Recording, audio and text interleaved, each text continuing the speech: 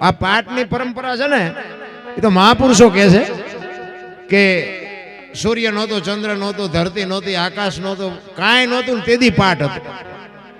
મારો રામ જાણે જે છે. કારણ કે આવું છે ને અમુક આવા અધિકારી બેઠો હોય ને તે બોલાય. નકર એમ એક જગ્યાએ આ વાત કરી ને, એક ભાઈ મને કે આ કાંઈ નહોતું તો પાઠ ક્યાં રાખ્યો હતો? મેં કીધું તું ને તારા બાપા બે તો હતા.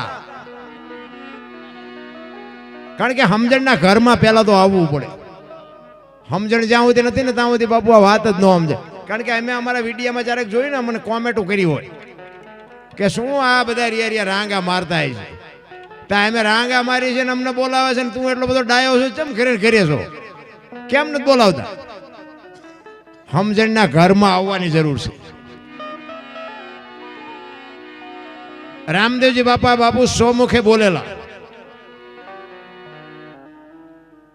કે ચોખ્ખા ઘીની જ્યોત, ગુગળનો ધૂપ, ધોળી ધજા અને મારા નામના 5 ગણા ગૌરવ. હું કોઈ પણ 100 રૂપિયા હાજરી આપીશ. હરભુજીને કીધેલું એમના માસીના દીકરા ભાઈ.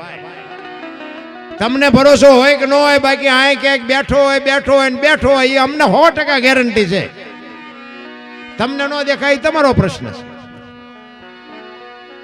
અને બાપુ આવડા મોટા કામ છે ને હાજરી વગર કોઈ દી થાય નહીં. એક લખી લેજો, આખા ગામની એકતા ક્યારે હોય? એ તો ઈ ભેગો હોય તો હોય. નકર એકાદું તો બાપુ આડું તાણે થવા જ ન દે. રામદેવજી બાપાએ આ વાત કરેલી જ્યારે એમને જવાનો સમય થયો ને. જો જ્યાં જ્યાં ભજન છે ને બાપુ અહીંયા વાતો પડી છે. એમના ભજન કોઈથી બને જ નહીં. અને અમારા તો ગુરુ મહારાજ બાપુ સમર્થ હતા. કારણ કે હું દરબાર, અમારા ગુરુ મહારાજ તો સાધુ હતા પણ દરબાર ના દરબાર. બાપુ આમ એના સામે આમ લાંબો પગ કરીને બેહાય નહીં, ધોકો નાખે સીધો. એમ દરબાર હોય તો તારા ઘરનો હોય, મારી પાસે તો કાયદેસર જ બેહવાનું એમ. અને એવા ગુરુ જ કંઈક આપે. પસાઈ નોટ સામું તાકી રહ્યા કે ચાર પસાઈ નોટ આપે, એ ગુરુ શું તમને આપે? પૈસાની બાપુ પ્રેમ હોય એ તમને કઈ ન આપી શકે. એ આપણને ગાડું દેવો જોઈએ તારા પૈસા રાખ તારી પાસે. એવા સમર્થ સદગુરુ હોય તો જ બાપુ મેળ પડે. બાકી કોઈ બધા પંપાળે જ છે. ગુરુને દેવું નથી કાંઈ, ચેલાને કાંઈ લેવું નથી. વાળા બનાવ્યા નકરા, આવ્યા નથી ગાળિયા નાખ્યા નથી, આવ્યા નથી ગાળિયા નાખ્યા નથી. અરે બાપુ અધોગતિમાં જાય. ચેલાએ અધોગતિમાં જાય ને ગુરુ અધોગતિમાં જાય. આપણે 2 દીકરા હોય 3 દીકરા હોય તો બાપુ એની ચિંતા આપણને ન હોય. આને ભણાવી, આનો ધંધો સેટ કરી દઈએ, આને રહેવાનું મકાન કરી દઈએ, આના લગ્ન કરી દઈએ, આપણને ચિંતા ન હોય. તો ગુરુને ન ચિંતા હોય કે આને આપણે એનું ઘર દેખાડવી, એની ચિંતા ન હોવી જોઈએ. નકરા 100 રૂપિયા ને 2 રૂપિયા લેવા હાટું જ બનાવવાના. હું તો બાપુ કેટલાય ને કહું છું માપે બનાવજો, ને મરશો તમે. તે કહેવાનો મારો અર્થ એ છે કે તમારા ભરોસે જો બાપુ એક સંતના કોઈ સદગુરુના પ્રતાપથી જો બાપુ વાંહે લબડતા હોય અને જો કાંઈ ન આપે તો બાપુ મતલબ શું આનો?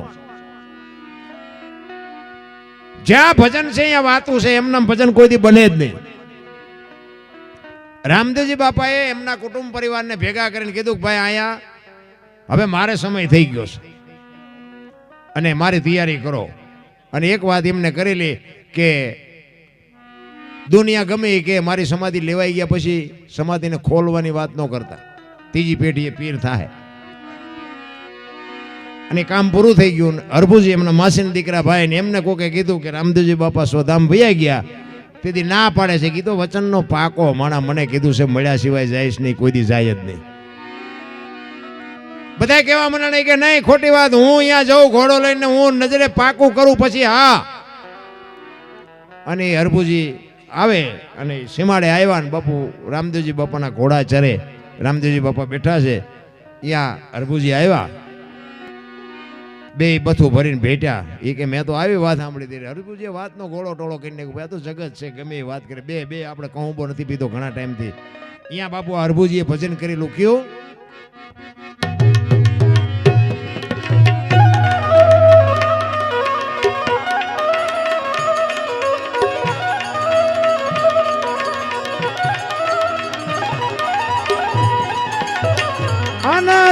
અનરબુજને જોપાર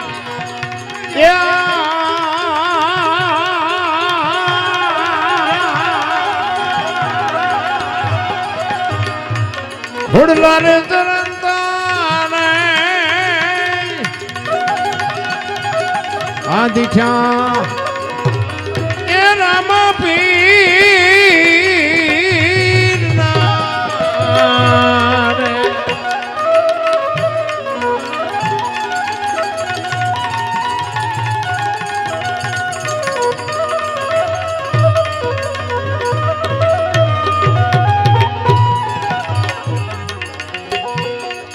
તને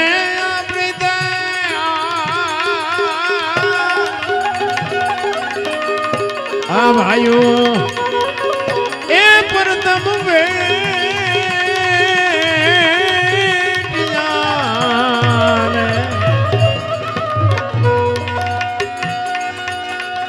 એ તને પ્રીતે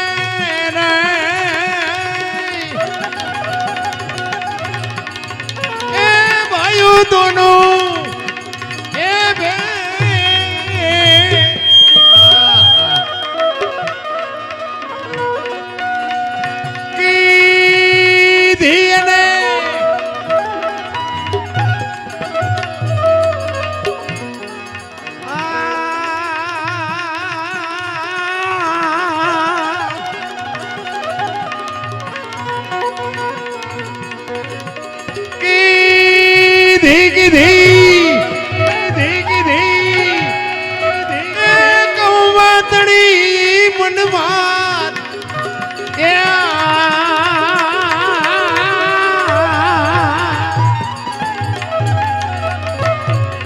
ઘડલા રે જરંતા રે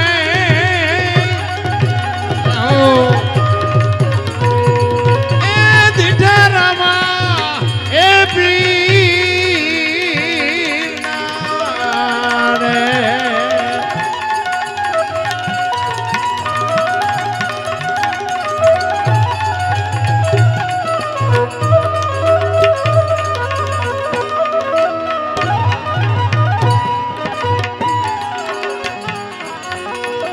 સમાચાર સુણીને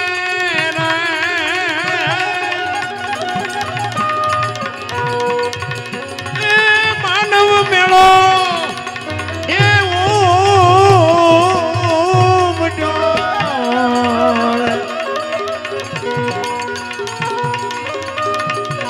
સમાચાર સુણીને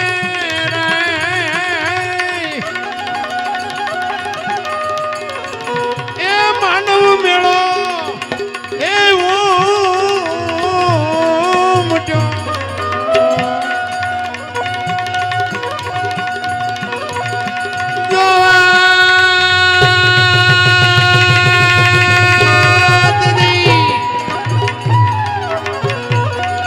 એ ફિરજી તણા દીદાર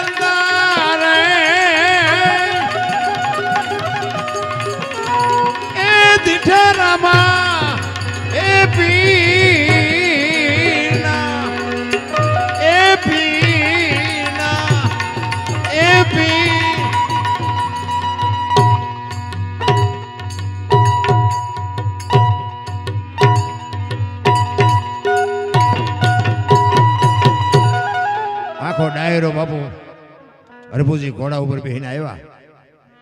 આખો ડાયરો ચોરે બેઠો છે શોકગ્રસ્ત. બગાડ ધાટ કરતો ઘોડો આવતો તો બજાર વચ્ચે આખો ડાયરો જોઈ રહ્યો. ભાઈ જો ભાઈ વિયોગીઓના ઘોડા ઉપર બેહીને આવ્યા અને શરમ નહીં આવતી. અહીંયા આવી અને કીધું શું બધા બેઠા છો? એ કે ભલા મણા શું રામદેવજી બાપા વિયાઈ ગયા ઘોડા ઉપર બેન તું હલો શરમ નથી આવતી? હરભુજી દાંત મીડિયા કાઢવા કે રામદેવજી બાપા મને અટાણે સીમાડે ભેગા થયા. તો કે આખું ગામ ખોટું તું સાચું. એ રતન કટોરો, અમલની ડાબલી, વીર ગેડીઓ ને બધું જે કાંઈ સમાધિમાં હતું ને એ બધું રામદેવજી બાપાએ આપેલું. કે મને અત્યારે રામદેવજી બાપાએ આપ્યું. અને બધાને શંકા થઈ ભાઈ. અને સમાધિએ બાપુ ગયા, ખોલવાની તૈયારી કરીને આકાશવાણી થઈ. એ કે મેં તમને શું કીધું હતું? હું કે સૌરાષ્ટ્રમાં જઉં છું. આજ બાપુ આપણું એવું એક ગામ નહીં હોય કે જ્યાં રામદેવજી બાપાની મૂર્તિ ન હોય, કે રામદેવજી બાપાનું મંડળ ન હોય, કે રામદેવજી બાપાનો નેજો ન ફરકતો હોય. એક ગામ ને કે પાઠ તો છે ને પહેલા યુગમાં પ્રહલાદે કર્યો, બીજા યુગમાં હરિશ્ચંદ્રે કર્યો, ત્રીજા યુગમાં ધર્મરાજાએ કર્યો અને ચોથા યુગમાં બલિરાજાએ કર્યો. અને બલિરાજા વખતે બંધ કર્યું. ગમે કારણ કે હવે તે દી અપલખણા તો હતા કે આજ જ છે એવું નથી, તો આજ બંધ થયું હોય ને એટલે એ અહીંયા બંધ કર્યું. અને પછી અખિલ બ્રહ્માંડના માલિક કૃષ્ણ પરમાત્માને એમ થયું કે કાલની પેઢીને ખબર કેમ પડશે કે આ પાઠની પરંપરા આને કહેવાય. પાઠની પરંપરા ચાલુ રાખવા માટે કૃષ્ણ પરમાત્માને આ અવતાર લેવો હતો.